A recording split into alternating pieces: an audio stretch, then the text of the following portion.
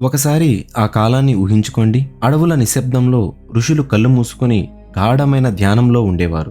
అప్పుడు చరవాణి లేదు. అంటే ఫోన్ అంతర్జాలం లేదు. అంటే ఇంటర్నెట్ ఎలాంటి బాహ్య ప్రపంచపు శబ్దాలు లేవు. అంటే బిజీ బిజీ హారెన్స్, వెహికల్ సౌండ్స్. అంతరాత్మలో వినిపించే ఒకే ఒక్క గొంతు బ్రహ్మచర్యమై దైవత్వం వైపు వేసే నిచ్చెన అని పదే పదే చెప్పేది.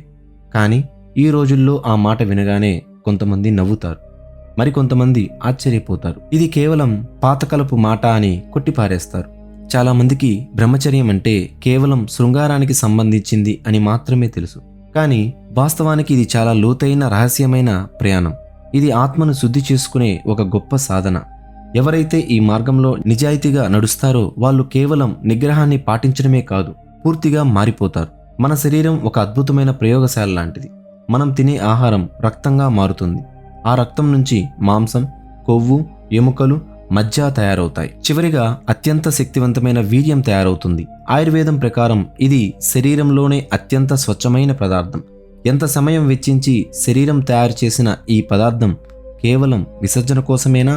ఇది మనల్ని రక్షించడానికి, మనలోని శక్తిని ఉన్నత స్థాయికి మార్చడానికి ఉపయోగపడాలి. ఒక్క చుక్క వీర్యంలో లక్షల జీవకణాలు ఉంటాయి. అంటే మీలో కోట్లాది ప్రాణులను సృష్టించగల శక్తి ఉంది.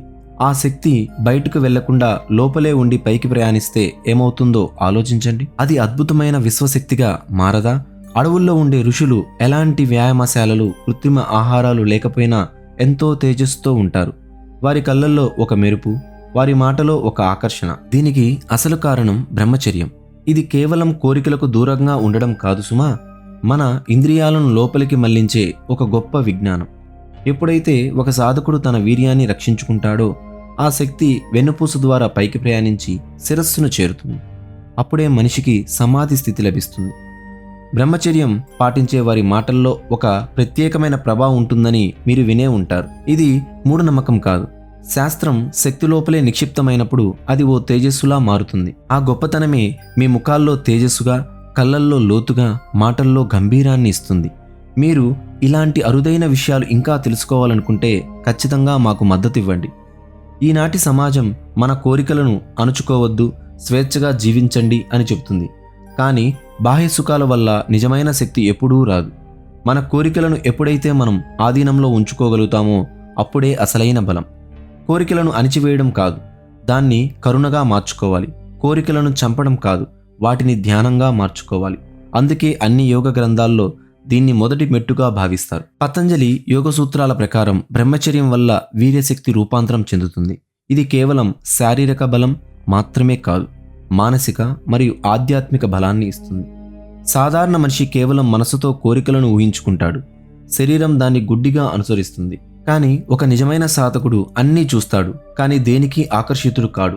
అతని మనసులో ఆలోచనలు ఉంటాయి, కానీ అవి ఎప్పుడూ అతని నియంత్రణలో ఉంటాయి. అతని శరీరం అతని ఆత్మ చెప్పిన ఆజ్ఞలను మాత్రమే పాటిస్తుంది. ఇదే నిజమైన బ్రహ్మచారి లక్షణం. మరి అందరూ ఈ బ్రహ్మచర్యాన్ని పాటించగలరా అనే ప్రశ్న రావచ్చు. దానికి సమాధానం అవును. కానీ ఆ దారి అంత సులభం కాదు. ఇది బాధ్యత నుంచి పారిపోవడం కాదు, ఇది ఒక అంతర్యుద్ధం లాంటిది. ప్రతి రాత్రి మీకు రకరకాల ఆలోచనలు పుట్టుకొస్తాయి. ప్రతి రాత్రి వ్యామోహం కలుగుతుంది. ఒకసారి చూద్దాం అని మనసు లాగుతుంది. సరిగ్గా ఆ క్షణంలో నేను ఒక సాధకుడినే, నేను దీనికి లొంగను అని గట్టిగా చెప్పాలి, పోరాడాలి. బ్రహ్మచర్యం అంటే త్యాగం చేయడం కాదు, అది అత్యున్నతమైన స్థాయికి చేరుకోవడం, దానికి చేసే ప్రయాణం. ఒక ప్రయోగశాలను ఊహించుకోండి. అక్కడ నరాల నిపుణులు, వైద్యులు, హార్మోన్ నిపుణులు అత్యాధునిక యంత్రాలతో సిద్ధంగా ఉంటారు. ఆ గదిలోకి ప్రశాంతమైన ముఖంతో, ఎంతో తేజస్సుతో ఒక బ్రహ్మచారి అడుగు పెడతాడు. అతను ఏ శాస్త్రవేత్త కాకపోయినా అతని రాకతో ఆ గదిలోని శక్తి ఒక్కసారిగా మారిపోతుంది. పరీక్షలు మొదలయ్యాక ఫలితాలను చూసి విజ్ఞాన శాస్త్రం ఆశ్చర్యపోతుంది. కేవలం 7 రోజులు వీర్యాన్ని రక్షించుకుంటే శరీరంలో టెస్టోస్టిరాన్ స్థాయిలు ఏకంగా 145% పెరుగుతాయి. ఇది నేను చెప్పిన మాట కాదు, శాస్త్రం చెప్పింది, ప్రయోగశాలలో నిరూపించింది. ఇది కేవలం పుస్తకాల్లో రాసిన మాట కాదు, ఇది నిరూపించబడిన సత్యం. కేవలం 7 రోజులే ఇలా ఉంటే నెలలు లేదా సంవత్సరాల తరబడి ఈ శక్తిని కాపాడుకునే వారి పరిస్థితి ఎలా ఉంటుంది? శరీరంలో ప్రవహించే ఈ శక్తి కేవలం ఒక జీవద్రవం కాదు, ఇది మన ఆలోచనలు, చైతన్యాన్ని గొప్ప దిశకు చేరుస్తుంది. డోపమైన్ మోతాదు మించినప్పుడు మెదడు తన నియంత్రణను కోల్పోతుంది, ఏకాగ్రత దెబ్బతింటుంది. దీనివల్ల మనిషిలో బలహీనత, చిరాకు, ఆత్మవిశ్వాసం తగ్గడం వంటివి జరుగుతాయి. బ్రహ్మచర్యం ఈ డోపమైన్ వృధాను అడ్డుకుంటుంది. సుఖం వైపు పరిగెత్తే మనసు లక్ష్యం వైపు మళ్లిస్తుంది. అందుకే బ్రహ్మచారి కళ్ళు నిలకడగా, ముఖం ఎంతో తేజస్సుగా ఉంటాయి. వారి నాడీ వ్యవస్థ చాలా ప్రభావవంతంగా ఉంటుంది. శరీరం పైకి ప్రయాణించినప్పుడు ఆ కామశక్తి గొప్ప మేధోశక్తిగా మారుతుంది. అప్పుడు పుస్తకాలు చదవడానికి, ధ్యానం చేయడానికి, కొత్తవి సృష్టించడానికి ఆ శక్తి ఉపయోగపడుతుంది. స్వామి వివేకానంద అమెరికా వెళ్ళినప్పుడు శాస్త్రవేత్తలు ఆయన శరీరంలో అయస్కాంత తరంగాలు కొలవడానికి ప్రయత్నించారు. ఒక సాధారణ వ్యక్తి కంటే ఆయనలో ఎంతో ఎక్కువ ప్రకంపనలు ఉండడం చూసి ఆశ్చర్యపోయారు. దీనికి కారణం ఆయన జీవితాంతం పాటించిన బ్రహ్మచర్యం. ఆయన తన వీర్యాన్ని ఓజస్సుగా, ఓజస్సును తపస్సుగా, తపస్సును వాక్కుగా మార్చుకున్నారు. అందుకే ఆయన మాటలు అంత శక్తివంతం. ఆ మాటలు ఇప్పటికీ కూడా మనకు ఆదర్శం.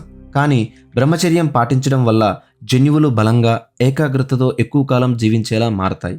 వీర్యంలో 30 రకాల ధాతువులు ఉంటాయని చెప్తారు. అది లోపలే ఉన్నప్పుడు శరీరానికి పూర్తి పోషణ అందుతుంది. కళ్ళకు తేజస్సు, మెదడుకు స్థిరత్వం, చర్మానికి కాంతి. అందుకే బ్రహ్మచారి కళ్ళు లోతుగా, చర్మం మెరుస్తూ ఆకర్షణీయంగా ఉంటాయి. లైంగిక శక్తిని మార్చుకుంటే అది అత్యంత శక్తివంతమైన ప్రాణశక్తిగా మారిపోతుంది. ప్రపంచానికి ఏస విద్యుత్తుని అందించిన నికోలా టెస్లా జీవితాంతం బ్రహ్మచారిగా ఉన్నారు.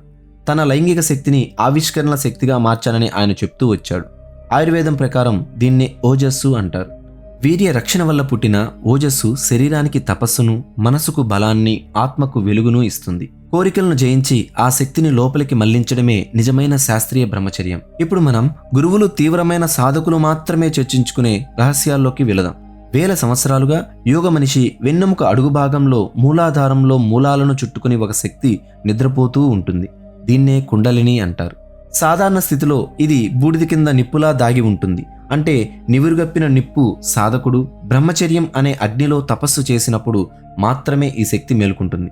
దీనికి సంయమనం, ధ్యానం, నాడీ శుద్ధితో పాటు వీర్యరక్షణ చాలా ముఖ్యం. కిందకు జారిపోతే శారీరక సుఖాన్ని ఇచ్చే శక్తి పైకి లేస్తే ఆధ్యాత్మిక వెలుగుగా మారుతుంది. మీ శరీరాన్ని ఒక ఊర్ధ్వముఖంగా ప్రవహించే జలపాతంలా ఊహించుకోండి. మూలాధారం నుంచి తలపై భాగం వరకు 7 చక్రాలు అంటే 7 ద్వారాలు ఉంటాయి. ఒక్కో చక్రం దాటుతున్న కొద్దీ కొత్త చైతన్యం. మూలాధారం ఉనికిని, స్వాధిష్టానం, భావోద్వేగాలను, మణిపూర సంకల్ప బలాన్ని సూచిస్తాయి. అలాగే అనాహత ప్రేమను, విశుద్ధి సత్యాన్ని, ఆజ్ఞాచక్రం అంతర్జ్ఞానాన్ని, సహస్రారం విశ్వ ఐక్యతకు ఇస్తాయి. బ్రహ్మచర్యం వల్ల వీర్యం కిందకు పోకుండా ఈ మార్గంలోనే పైకి వెళ్తుంది. ఈ ప్రయాణాన్ని శక్తి రూపాంతరం అని పిలుస్తారు. ఎప్పుడైతే ఒక సాధకుడు తన కామశక్తిని ఇచ్ఛాశక్తిగా, ఇచ్ఛాశక్తిని ధ్యానశక్తిగా, చివరిగా ధ్యానశక్తిని ఆత్మశక్తిగా మార్చుకుంటాడో అప్పుడే అది సాధ్యమవుతుంది. చాలామంది బ్రహ్మచర్యం అంటే కేవలం నిగ్రహం మాత్రమే అనుకుంటారు. కానీ నిజమైన బ్రహ్మచర్యం అంటే ఆ శక్తి లోపల మేల్కొని ఆజ్ఞాన చక్రం వరకు ప్రయాణించడం. అప్పుడే మనిషికి ఆత్మదర్శనం కలుగుతుంది. విశ్వం నుంచి వచ్చే సంకేతాలు అర్థమవుతాయి. కాలానికి అతీతమైన ఒక స్థితిని అనుభవిస్తాయి. యోగ నిద్ర తంత్ర గ్రంథాలు ఇదే విషయాన్ని చెబుతున్నాయి. వీర్యం వృధా కాకుండా లోపలే పైకి లేచినప్పుడు అది అమృతంగా మారుతుంది. అప్పుడు సాధకుడు కేవలం శరీరం కాదు, స్వచ్ఛమైన చైతన్యంగా మారిపోతాడు. ఇక్కడే నాడీ వ్యవస్థ గురించి తెలుసుకోవాలి. మన శరీరంలో ఇడ, పింగళ, సుషుమ్న అనే 3 ప్రధాన నాడులుంటాయి. ఇడా నాడి శాంతిని, స్త్రీతత్వాన్ని సూచిస్తే, పింగళ నాడి శక్తిని, పౌరుషాన్ని సూచిస్తుంది. వెన్నెముక మధ్యలో ఉండే సుషుమ్న నాడి బ్రహ్మచర్యం లేనిదే పనిచేయదు. శక్తిని వృధా చేయకుండా ధ్యానంతో మనసును గెలుచుకున్నప్పుడు నెమ్మదిగా సుషుమ్న నాడి మేలుకుంటుంది. కుండలిని శక్తిని తాకినవాడు కాలాన్ని ఆపగలడని, మృత్యువును జయించగలడని యోగులు చెప్తారు. ఇది కేవలం కల్పన కాదు, గాఢమైన ధ్యానం. మరియు బ్రహ్మచర్యం వల్ల మెదడులో నిద్రాణంగా ఉన్న శక్తులు మేల్కుంటాయని నాడీ శాస్త్రాలు కూడా ఒప్పుకుంటున్నాయి. తంత్రశాస్త్రం ప్రకారం వీర్యరక్షణ వల్ల ఓజస్సు, దానివల్ల తేజస్సు, తపస్సు, సిద్ధి, చివరిగా దైవత్వం లభిస్తాయి. ఇది ఆత్మ తన మూలాన్ని వెతుక్కుంటూ చేసే వెలుగు ప్రయాణం. శక్తి కిందకు పడకుండా పైకి లేచినప్పుడు అది దైవత్వాన్ని తాకుతుంది. ఇప్పుడు మరొక రహస్య మంత్ర సాధన చేద్దాం. ధ్వని అనేది కేవలం శబ్దం కాదు, అది ఒక శక్తి ప్రకంపన. ఈ ప్రకంపనలను అదుపులో ఉంచుకోవడానికి పూర్వీకులు బీజాక్షరాలను కనుగొన్నారు.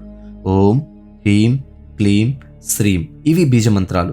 ఒక్కో చక్రాన్ని మేలు కొలుపుతాయి. ఇవి బ్రహ్మచారి తన శక్తిని ఈ మంత్రాలతో జోడించినప్పుడు చైతన్యం వినిపిస్తుంది. విశ్వంలో అనుసంధానం ఏర్పడుతుంది. చివరిగా వచ్చేది ధ్యానం. అన్ని పద్ధతులు సఫలమయ్యాక సాధకుడు ధ్యానంలోకి వెళ్తాడు. ఇది కోరికలను దహించే అగ్ని లాంటిది. ఇందులో మనస్సు కరిగి ఆత్మ ప్రకాశిస్తుంది. దక్షిణ భారతదేశంలోని ఒక ఆశ్రమానికి 16 ఏళ్ల బాలుడు వచ్చాడు. నాకు బ్రహ్మజ్ఞానం కావాలని అడిగాడు. గురువు అతన్ని బ్రహ్మచర్యం పాటిస్తావా అని అడిగి 12 పాటు మౌనంగా ఉంటూ తక్కువ ఆహారం తీసుకుంటూ వీర్యాన్ని రక్షించుకోమని చెప్పాడు. 12 తర్వాత ఆ యువకుడు తిరిగి వచ్చినప్పుడు అతని ముఖం తపస్విలా వెలిగిపోతుంది. అతని నోటి నుంచి మాటలు కాక శక్తి వెలువడుతోంది.